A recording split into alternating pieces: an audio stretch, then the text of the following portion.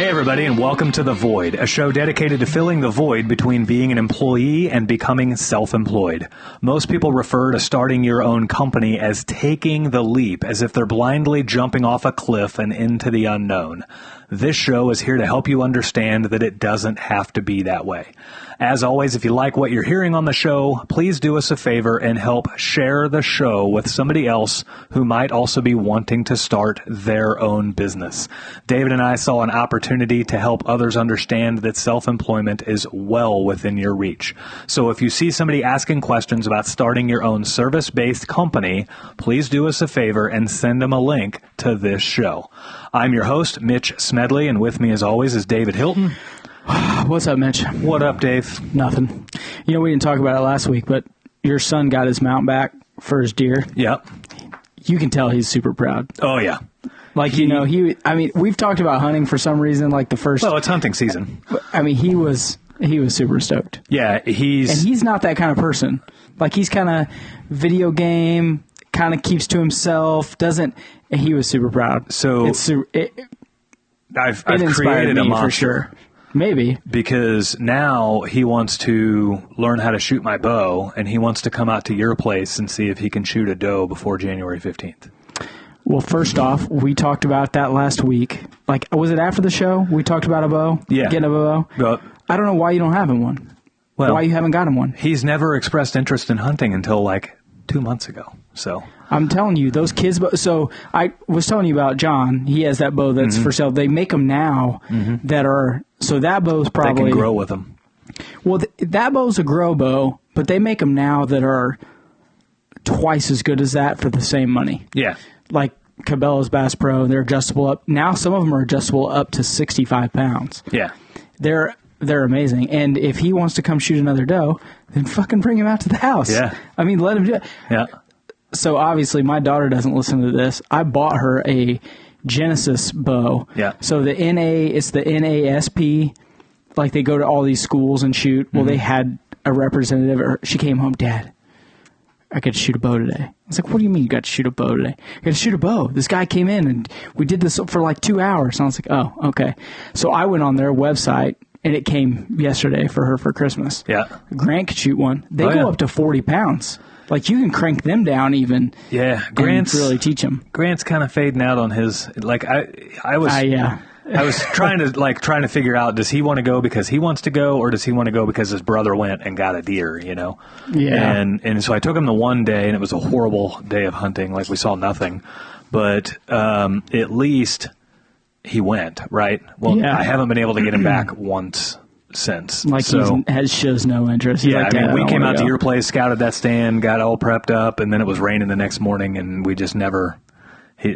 Every opportunity was just squandered, and now it's outside of doe season or gun season. I think you may still have an alternative methods, and then everything else is bow from here on out. So that bow that I got her, you can custom order one in whatever color you want, have it shipped. 5 arrows and a bunch of stuff. It's like $250. It's not like one of the ones you hunt with. Yeah. You could still, he could still shoot that while you guys are shooting your bows. He doesn't have to go kill something with it. Right. You know. Yeah. There's no telling. We'll see how all that plays out. Who knows? So. May like it, may not. You never know. So we had our company Christmas party. Yeah, thanks for the invite, asshat. Well, you're not a part of Smedley Plumbing. You'd think I would at least get a fucking invite. Like, hey, we're going to go eat. Like, you have to pay for yourself because you're not part of the company, which would be super dick. But, I would do it. I got money. There was no room on the party bus, I'll say that. We packed that bitch full. First off, there's always room on the party bus. There's laps. There's always room on the party bus. Yeah. So you had a good time at least. We rounded the whole company up on a party bus, and then we drove to 801 Chop House downtown. And delicious for people that aren't around Kansas City. Been there twice. That's like one of the best steakhouses in the city. It's really good. And everybody wined and dined on the best steak they've ever had in their lives. Austin, he had a 12-ounce steak that was sold by the ounce at $36 an ounce. Did you say 12 ounce? Oh, yeah. Or did you say, like, so they sell you a 6, a 8, a 12, a 14, or you just say, I want this many ounces? It's sold by the ounce. It's a 4-ounce minimum. So I don't understand. Do they chop up do they grill a 20 and you get 8? No. Like however many you pay for? They go cut off what you want, and then they grill it. Oh, okay. So they have the whole piece there. Yeah. You know what? I mean, that's cool and all, but a dry aged that's been cut off at a specific weight and then dry aged is better. Well, in my personal opinion, I take that back. Than Wagyu beef. Because it was so pricey, they probably have a stash of 4, 5, 6, all the way up through. That's what I would think. Yeah. Like they sell them in 2-ounce increments or something. Who knows? So we had 3 people at our table that got 12-ounce A5 Japanese Wagyu steaks. Well, if you're paying, that's what I'd have got. And instead for 12, I'd have been like, bring me an 18, bitch. Well, you can get what do you got? You can get a porterhouse anywhere. You can get an NY strip anywhere. You can get like a KC strip anywhere. But you can't really get A5 everywhere, or anywhere really. You think it was better than like a regular ribeye? It's hard to tell because that's a no. Yeah. That's a. Well, this is a mid chancer. I'm about to give you a mid chancer. The reason why is because they're able to cook steaks at like 1400 degrees. I never would be able to cook that like at my house, so that's why I say I can't. It would have to be like at that same restaurant, cook me a strip, and then cook me the A5, and then spend more bitches' money. That's the reason why is because well, too is they're doing things like they use a red wine glaze. Yeah, some of the things that you can make that at home. I don't have any red wine. You can't buy red wine? I can, but I'm saying it's just like it's apples to oranges. You want me to buy you some red wine? I don't have. I'll buy you a $10 bottle. I don't have a commercial style broiler inside my house, and if I did, it would break, and the maintenance would never be able to fix it. Yeah, that's probably true. Like I have a sear, like a 36-inch decor stove that's got sear burners on it, and so you sear them, and then you finish in the oven, or you cook it in the oven and then you take it outside and put it on the grill. Same thing. But yeah, I mean I'm not going to buy Wagyu beef. I'm not a chef, and I don't have that cultured of a palate, and so I'm like, I'll take the 9-ounce fillet.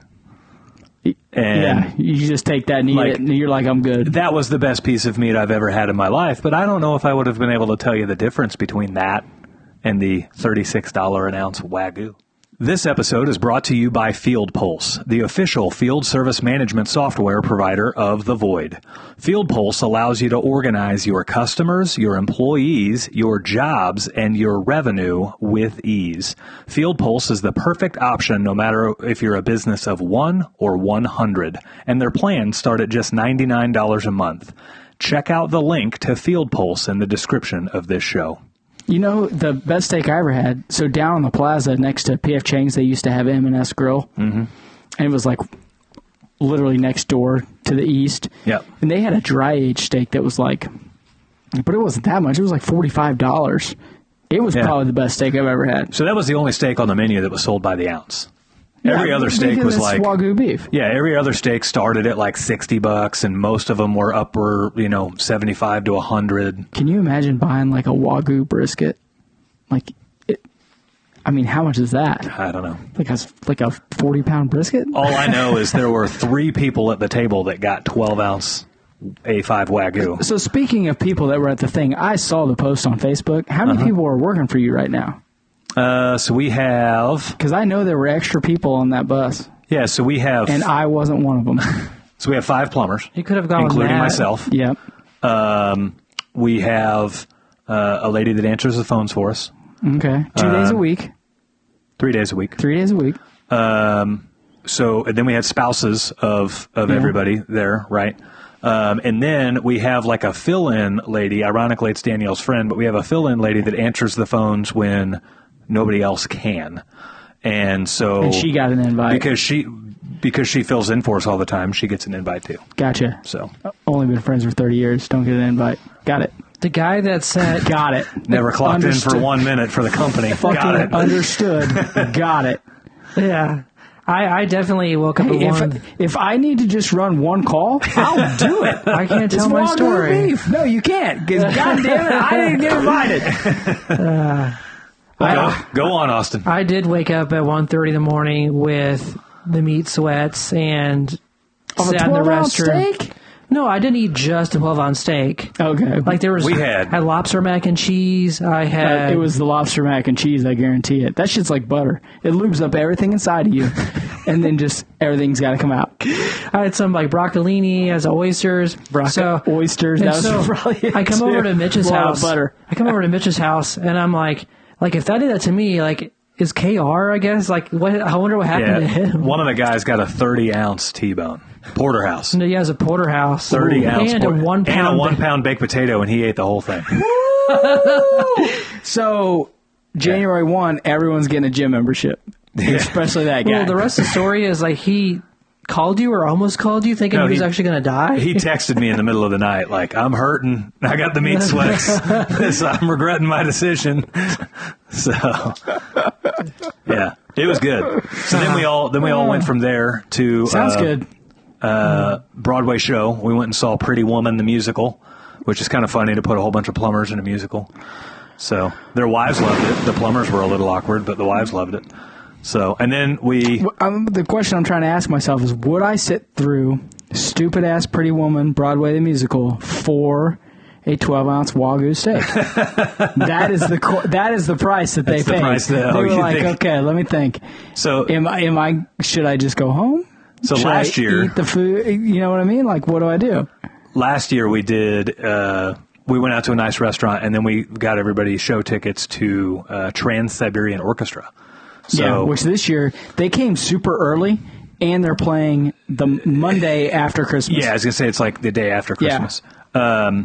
Which that show's awesome, by the way. Yeah, every time. Like we were thinking about maybe doing it again, but it's kind of like if you go 2 years in a row, it's kind of the same, you know? Yeah. So, yeah, we did a musical instead. So the whole idea of the party is provide everybody an experience that they probably wouldn't do on their own.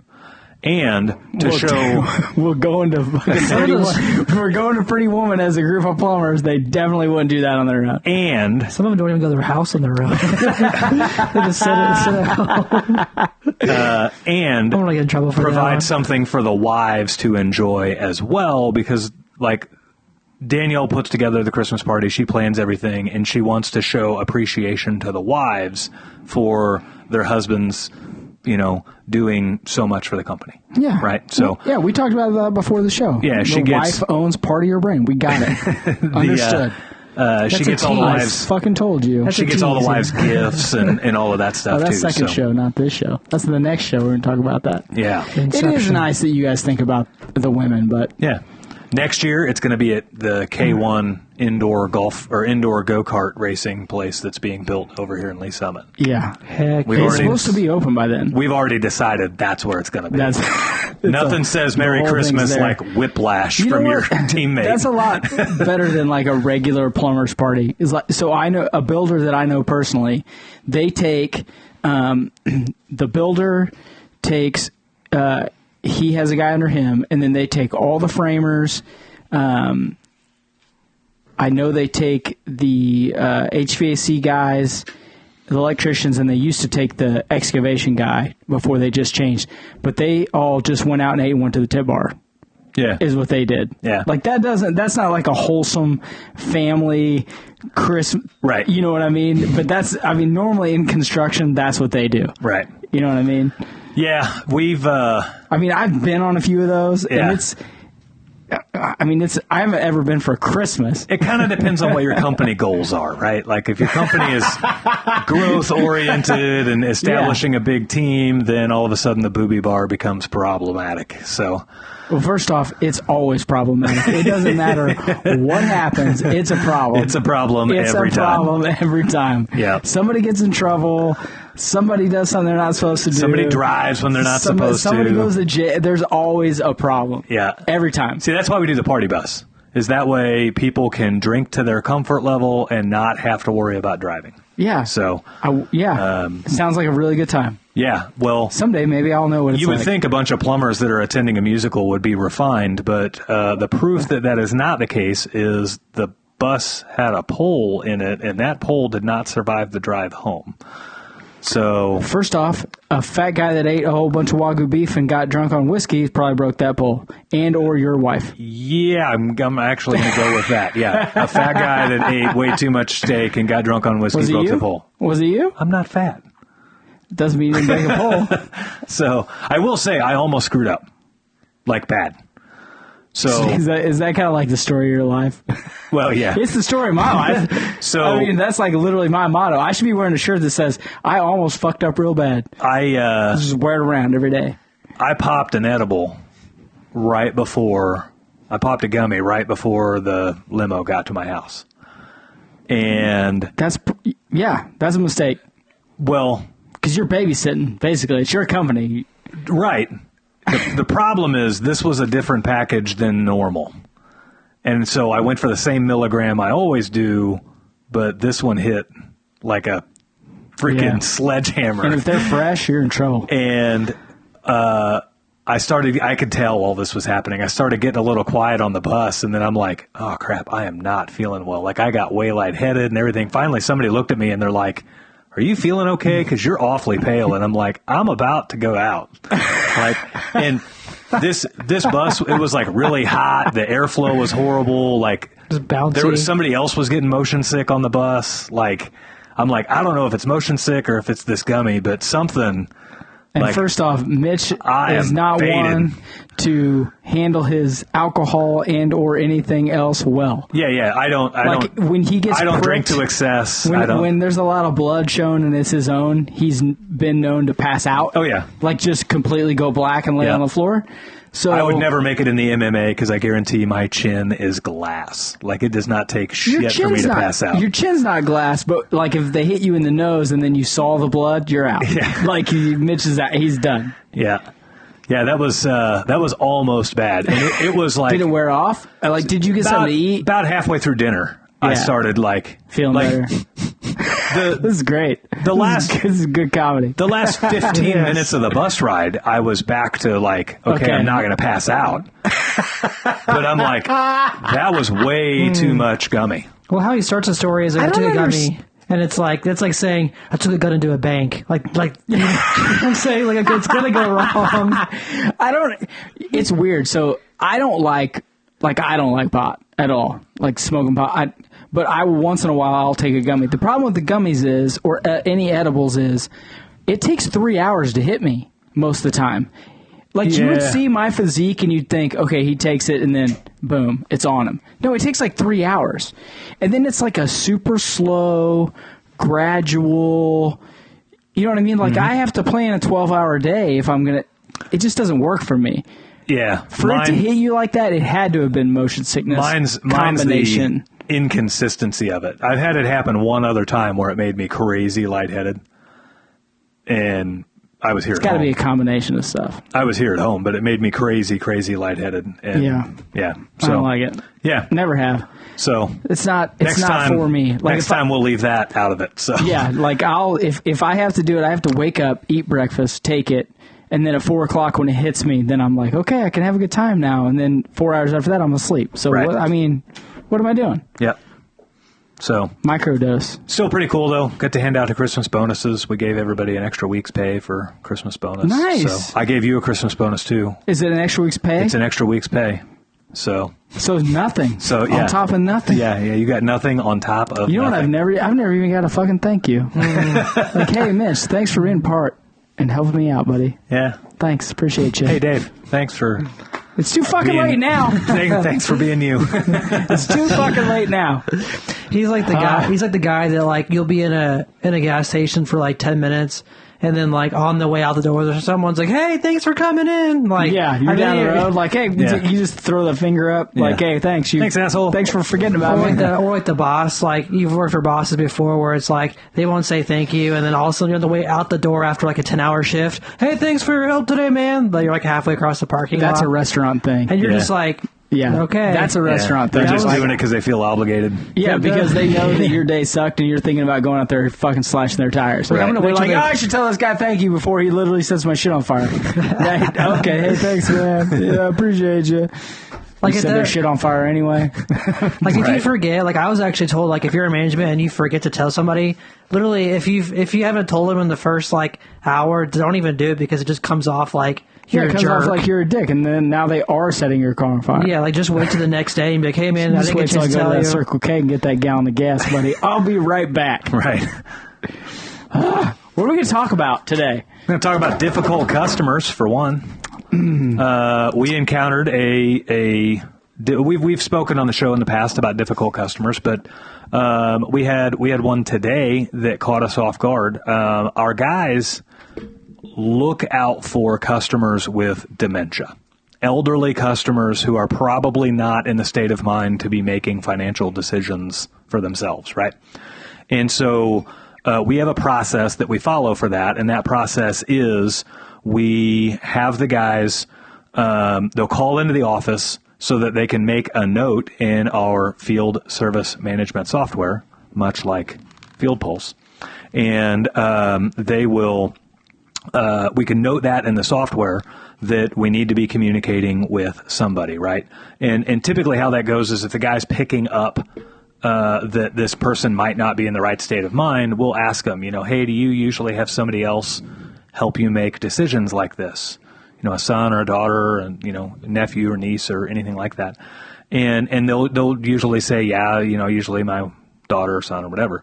Well, let's go ahead and get them on the phone, and then we'll bring them in and we get it all squared away. And for one, the whoever that person is floored that we thought to bring them into the conversation, right? They're ecstatic about that. But then we note all of that in our system.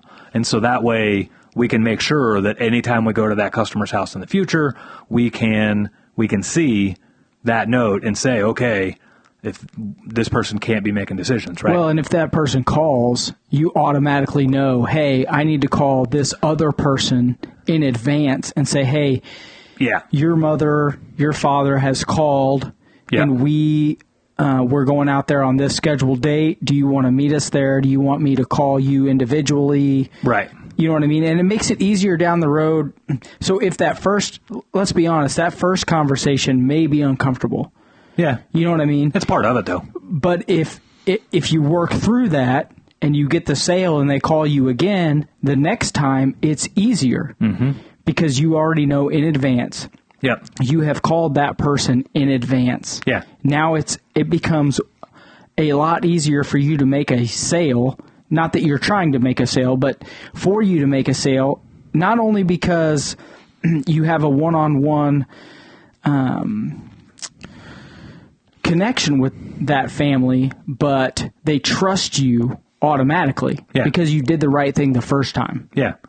Yeah. Most cases we'll pick that up, and we don't call in most cases we won't call that responsible party when the person with the dementia or whatever the case may be, when they call in and book a service call.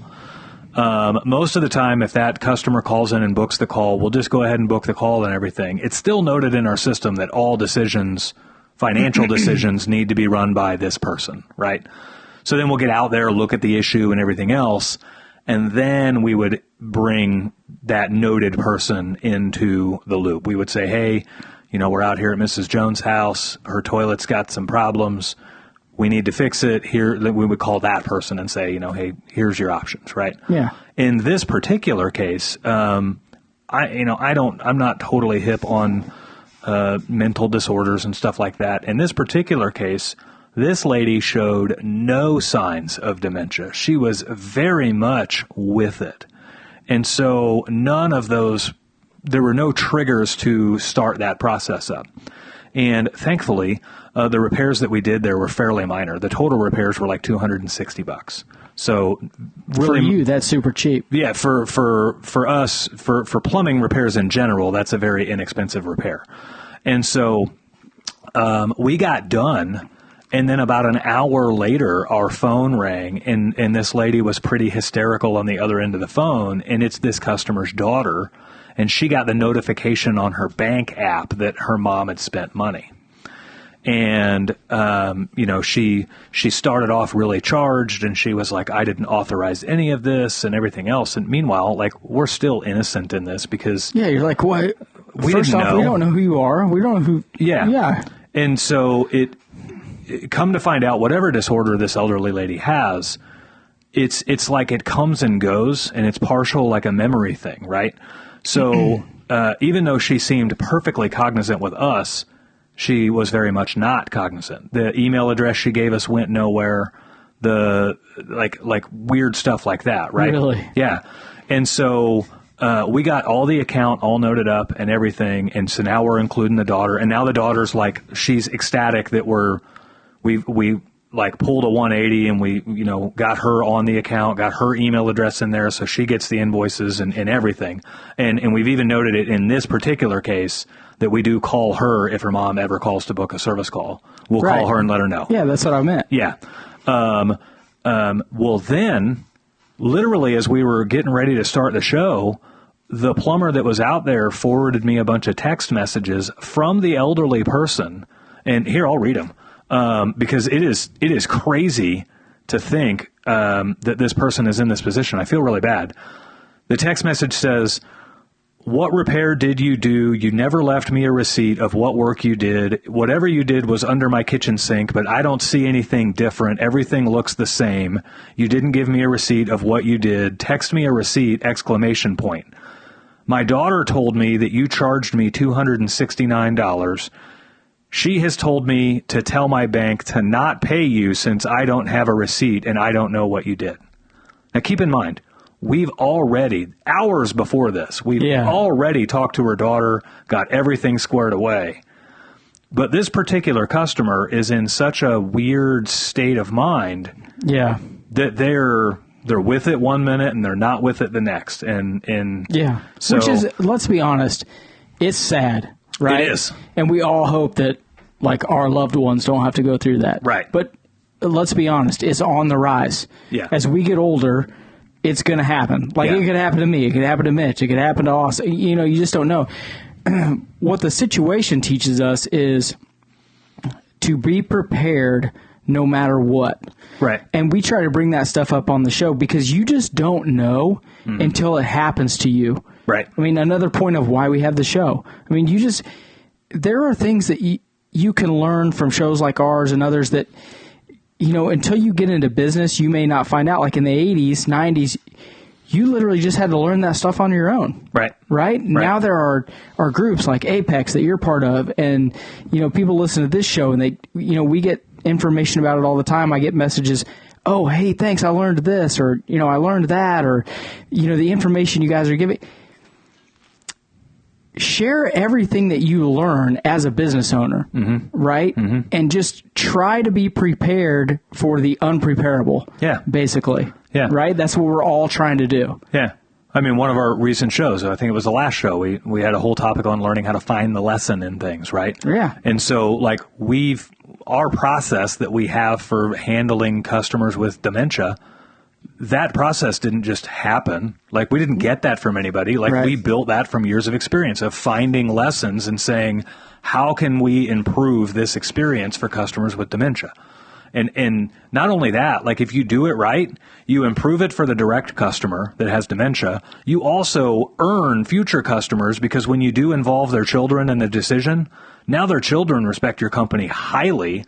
So now their children are like, holy cow, this customer called me. Yeah, they're actually trying to do the right thing and not trying to swindle her out of a sale that she doesn't need. Yeah, because we've all heard stories about businesses taking advantage of the elderly. Oh, they're on the news all the time. All the time, right? So we're the opposite of that. Like, and it's really cool.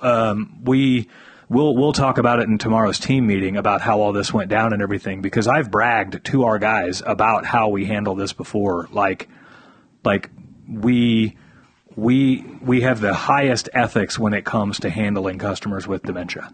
It probably cost us lots of money, but I'm able to sleep at night. Our guys are able to sleep at night, and it's the best way to go. And this isn't the way to think of it, but you're making that money back. Oh yeah, on customer referrals. Yeah. So you just have to chalk that up to, this is what it costs to be in business if you're going to do it the right way, but I'm going to gain these customers because of it. Right. We talk about it, especially in the early shows, we talk about it all the time. The best advertisement is the way you carry yourself. Yep. you know, the way you treat your customers Yep. and what you do for the community. Yeah. I mean, that is the easiest way for a service-based company to move forward. Yeah. It just is. It sounds so simple and it sounds so stupid, but that is what propels your company the easiest. Yeah.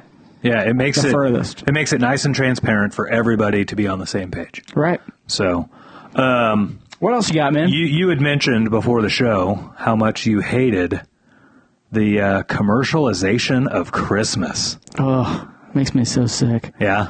Like it just, you know, it's gotten to the point where, and not just the commercialization, but it's gotten to the point that by the time Christmas comes around, okay, so we have Halloween, right? Mm-hmm.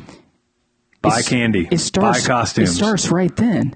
And I'm just waiting to get to Thanksgiving. And I love Thanksgiving. And then it's by the time Thanksgiving's over and we got the tree up, I'm like, man, I wish December was just over. Right. I love giving gifts. Yeah. Like, we've talked about it a little bit before and a lot off the show. Mitch knows. I love giving gifts to people.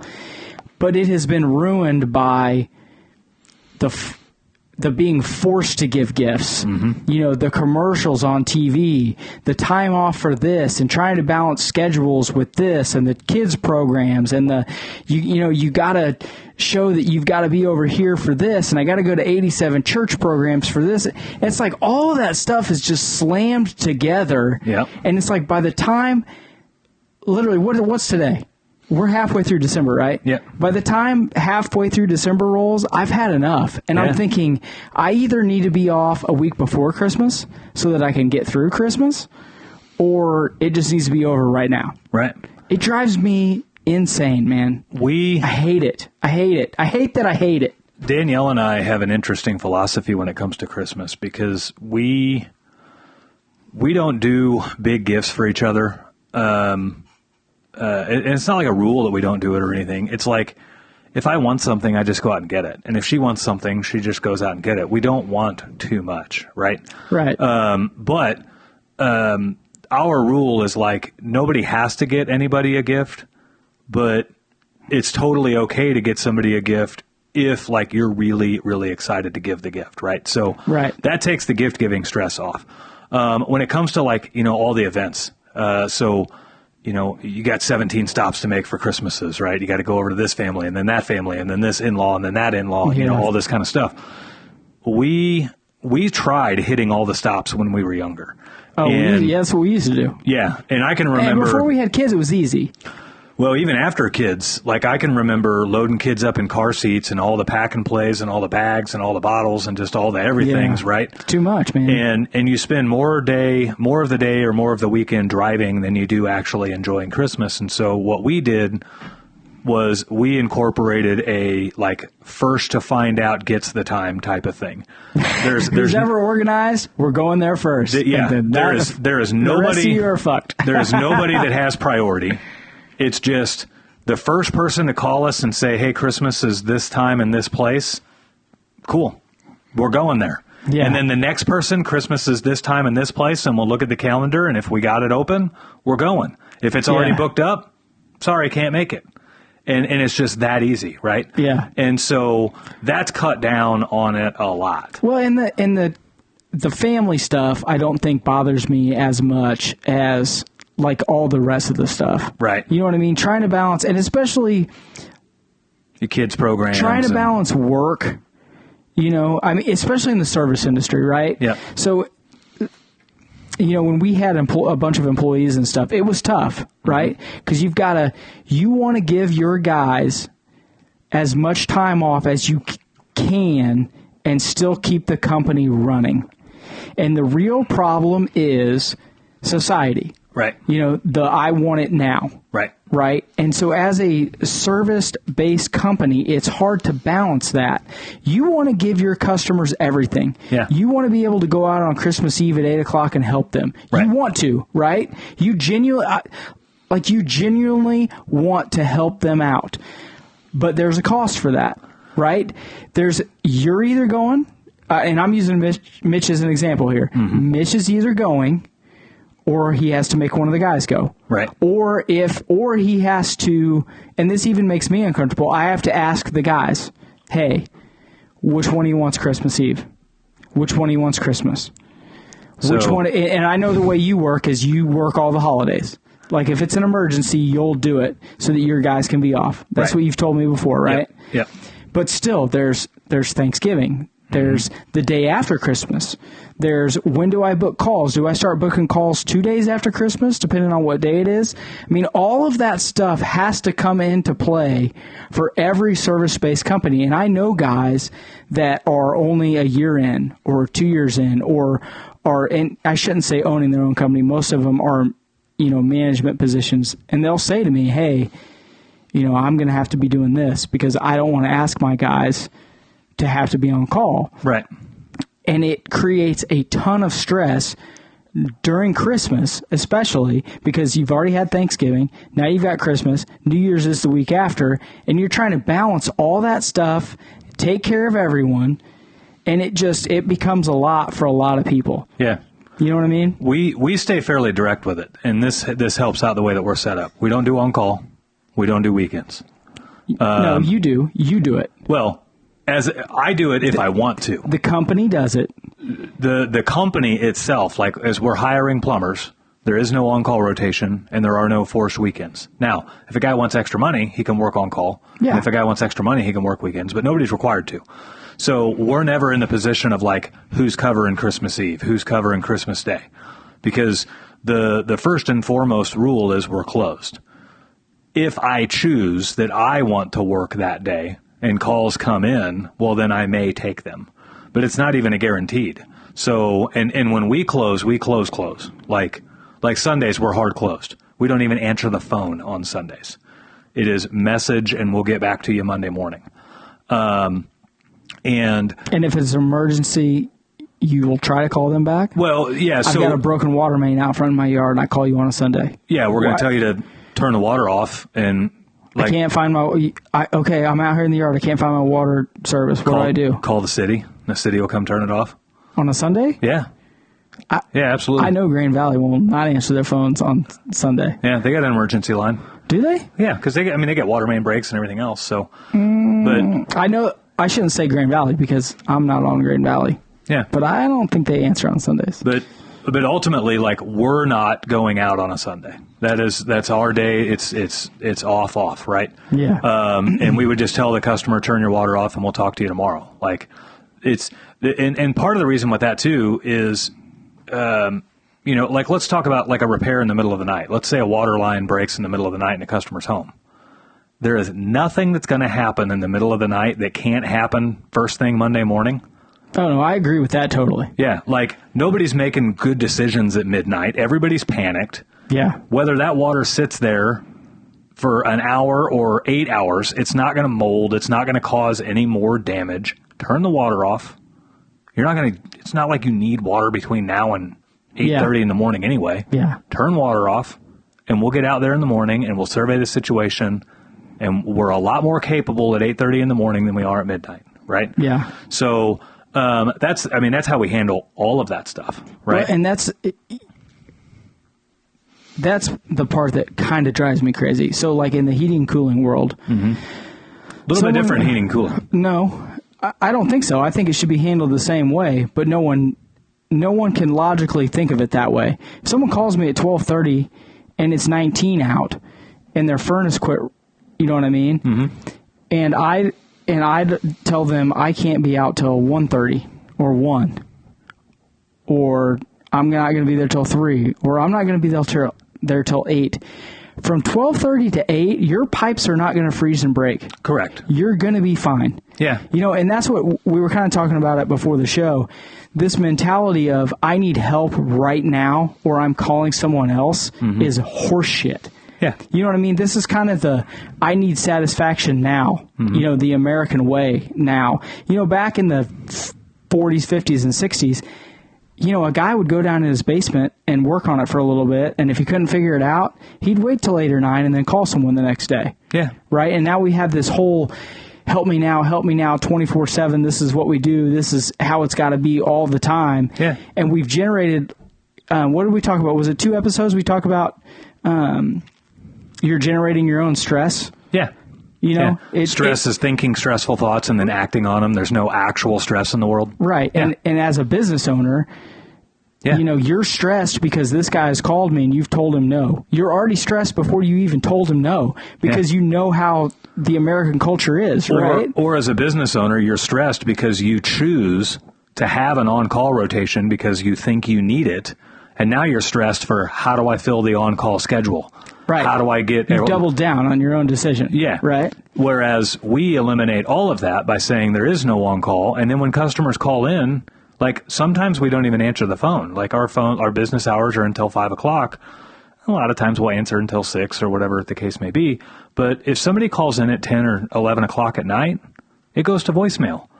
And then we'll listen to the voicemail to like, let's just make sure it's not our customer and it's not the water heater we just installed that's leaking or something like that, right? Yeah. If it's somebody who's calling in with what they feel is an urgent situation, then we just handle it case by case. Yeah.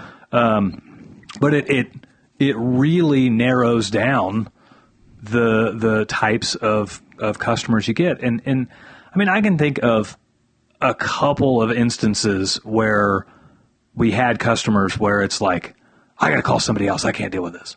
Okay, that's fine. Right. Still not worth that. Like here's the end all be all with why we do things the way we do. We want the highest caliber, top quality plumbers that you can get. We want the most experienced plumbers you can get. Okay. Why do most plumbers quit their jobs? Because they're on call at 12:30. Because they're on call at 12:30 and they're having to miss their kids' musical and they're having to miss their kids' ball game and they're having to miss date night and they're having to miss their, downtime on their own time, right?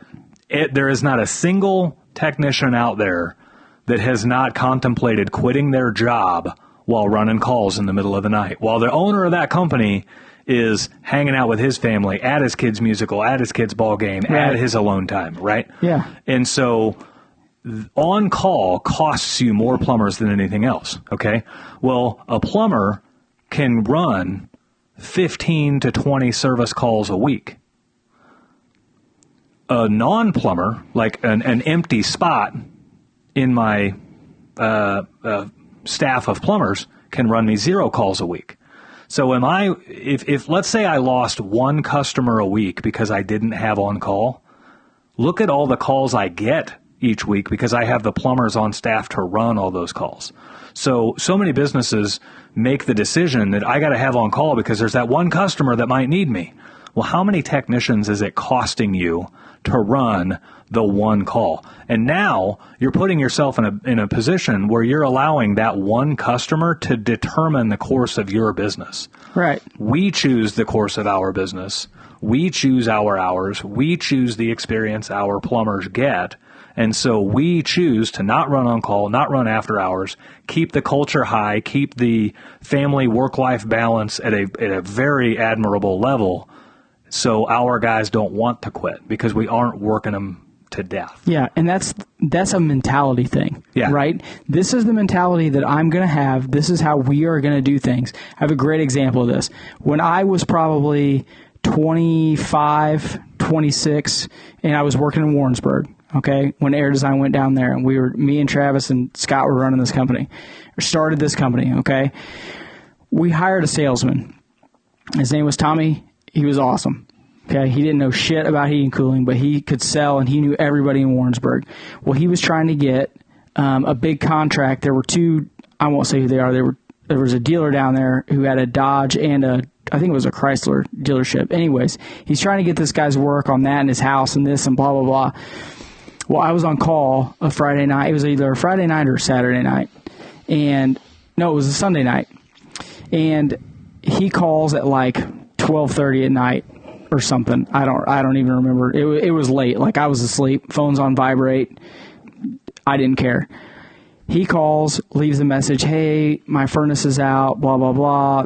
The guy he was trying to get. Mm-hmm. Okay. Oh, my furnace is out. Blah blah blah. I don't hear it. He calls again. I don't know. An hour later. Hey, this is blah blah. I just didn't know if you got it. Then Tommy. He obviously calls Tommy the salesman. Salesman calls me. Hey, this is Tommy, blah, blah, this guy needs somebody out there, blah, blah, blah, this and that and that. Tommy calls again. Like, I mean, this is like between 12 and 3, I get like 6 phone calls. Okay. Right. So I wake up on Monday at, I don't remember, 6:30, something like that. I hear all these. Immediately, I am panic stricken. Right? Like, oh, he's trying to get this sale and this and that and blah, blah, blah. And I call the guy and he's like, oh, I called so-and-so, blah, they're going to be out here in like an hour. Right. So Travis picks me up. I tell him what happens. He goes, dude, who cares? I already told him we were going to be out the next morning. Like, I'm freaking out about it, right? Yeah. Okay, I don't think anything of it. I get to the office. I tell Scott, hey, man, this happened. I know Tommy's going to be pissed. This is going to be happen, this and that. And, like, I'm frantic. He goes, who cares? Who gives a shit? Yeah. Scott knew that. He goes, the guy had 2 furnaces. Yeah. Like, his house is warm. You would have just called him back in the morning, which you did, right? I said, yeah, I called him back. He couldn't wait? I said, well, no, he could wait because, he called this other company and they're not going to be there till 8. Yeah. Tommy comes in. Hey, man, didn't you? Blah, blah, blah. I said, yeah, and they're not going to be there till 8. Oh. He's thinking I'm going to go out there. This whole time, I am completely panicked. Mm-hmm. At that moment, I realize how not important it is that I'm out there at 1 a.m. Everyone else is telling me that I shouldn't be panicked, and I am completely panicked. Yeah. And, like, all of a sudden, the lights are on, and I'm like, oh, I have learned a complete new lesson about how I should be handling myself when I'm on call. Yeah, it's no different than when you decide... Like take this out of the service industry and put it into a commodities industry, right? It's no different than when you decide, like, I need new tires for my car.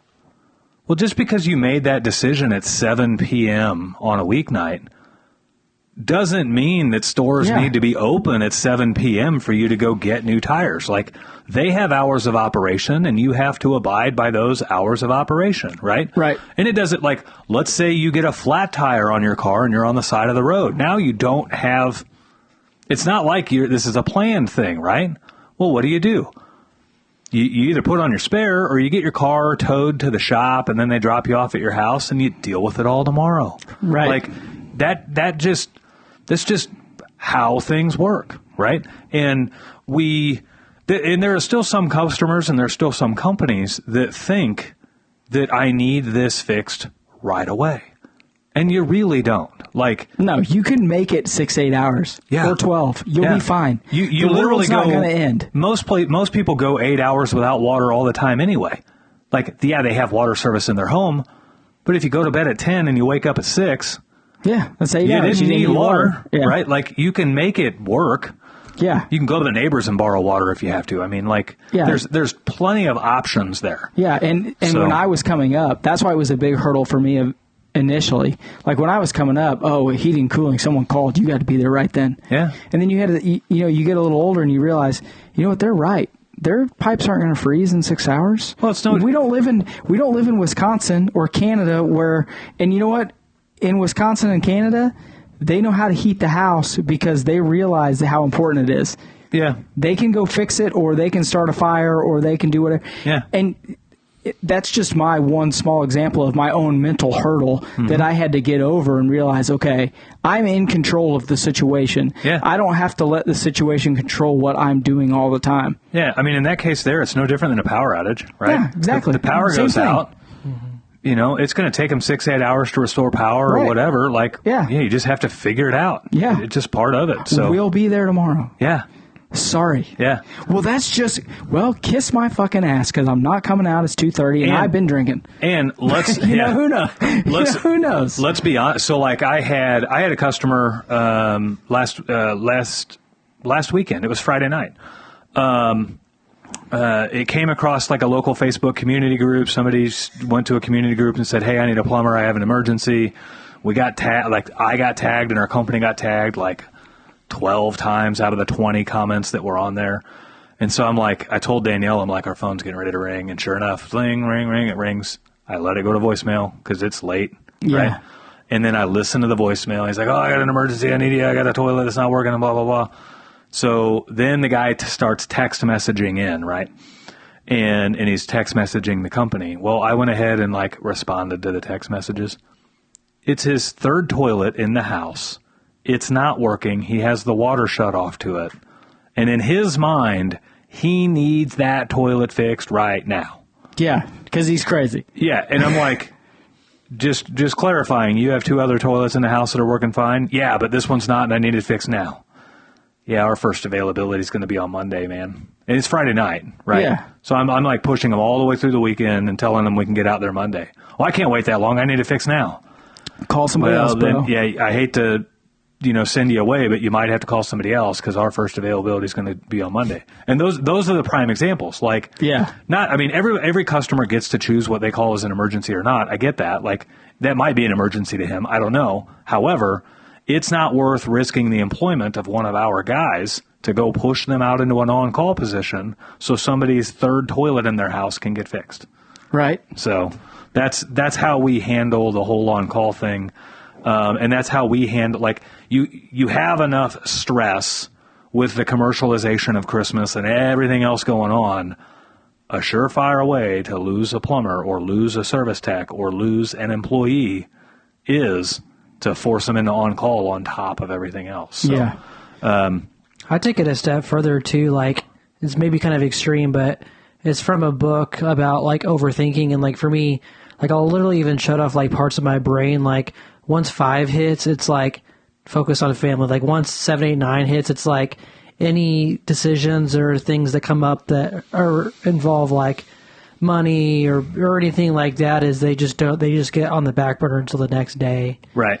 Because if you don't, like, it just, then you're up worrying about a bill or something that needs to be paid, and it's like 2:00 in the morning. It's like anything after 5 is just next day for me. It was just here recently. You and I had a conversation going through text about a thumbnail for a YouTube video or something, and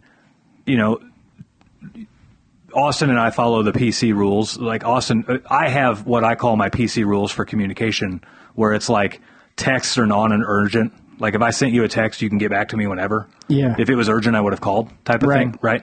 And so yeah, that's how I am too. Yeah, and so I was texting Austin about something, and he would text me back, and then there would be a little delay, and I'd text him back, and then there would be a little delay, and he'd text me back. Well, we finally kind of got to the objective of what we were texting back and forth about, and I look at it, and it was like 5:45 or 6 or something like that.